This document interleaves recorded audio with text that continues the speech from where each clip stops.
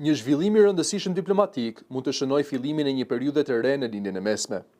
Shtetet e Bashkuara kanë vendosur të pezullojnë për 60 ditë sanksionet ndaj Iranit, pas bisedimeve të parë të zhvilluara në kuadër të një marrëveshjeje të re paqeje. Vendimi i Washingtonit i lejon Iranit të rifillojë eksportet e naftës, ndërsa të dyja palët synojnë të arrijnë një marrëveshje të përhershme brenda 2 muajve të ardhshëm. Pas takimeve në Zvicër, zëvendës presidenti amerikan J.D. Vance u shpreh optimist për progresin e arritur. Ai tha se bisedimet kanë vendosur themelet për një lindje të mesme më të qëndrueshme, megjithse mbetet ende shumë punë për të bërë.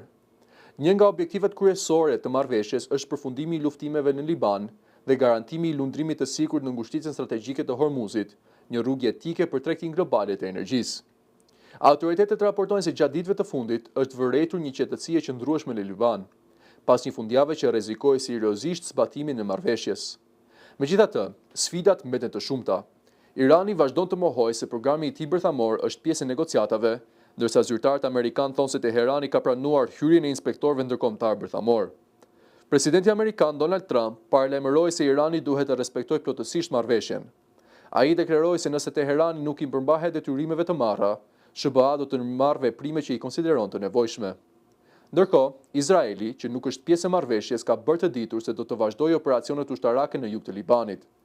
Kryeministri Benjamin Netanyahu deklaroi se ushtria izraelite do të vazhdojë të veprojë kundër çdo kërcënimi që vlerësohet si rrezik për sigurinë e vendit.